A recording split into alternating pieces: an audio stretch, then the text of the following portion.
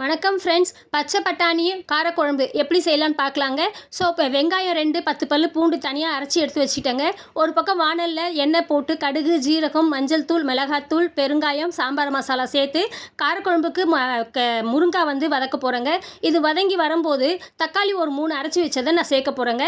இதை சேர்த்து இப்போ முருங்காய் பாதி வெந்து வர வரைக்கும் தக்காளியில் வேக விடணும். இந்த ஸ்டேஜ் பாதி வெந்து வந்ததுக்கப்புறம் முளைக்கட்டிய பச்சை பட்டாணியை நான் சேர்க்க போகிறேங்க. இந்த பச்சை பட்டாணியும் வெந்து வர பார்த்தீங்கன்னா முருங்காவும் பச்சை பட்டாணியும் ஒன்றா அழகாக நல்லா வெந்து வருங்க.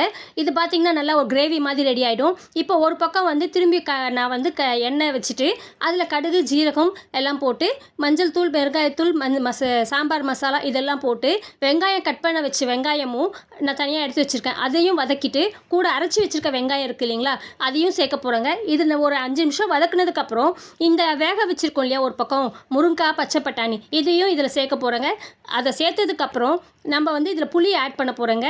புளி கரைசல் ஆட் பண்ணிவிட்டு இது குழம்புக்கு தேவையான எல்லா மசாலாவும் சேர்க்க போகிறோங்க. மஞ்சள் தூள், மிளகாத்தூள், மஞ்சள் தூள், சாம்பார் மசாலா எல்லாம் ஆட் பண்ணிவிட்டு ஒன்றா ஒரு 10 நிமிஷம் வேக விட்டிங்கன்னா ஸ்லோவில் பார்த்தீங்கன்னா எண்ணெய் விட்டு வரும். ஒரு காரக்குழம்பு அளவுக்கு டேஸ்ட்டாக இருக்குங்க. இது எல்லோரும் சொல்கிற மாதிரி தாங்க. ரோட்டி கூட, இட்லி தோசை கூட, சாதத்தோட எல்லாத்துலேயும் சாப்பிட்லாங்க. ஒரு நல்ல கிரேவியான பச்சை பட்டாணி காரக்குழம்பு ரெடி ஆயிடுச்சுங்க. நீங்களும் செஞ்சு பார்த்துட்டு எப்படி வந்திருக்குன்னு சொல்லுங்கள். இன்னொரு ரெசிபியோடு சந்திக்கிறேன். Until then bye from Rajmathi. நன்றி, வணக்கம்.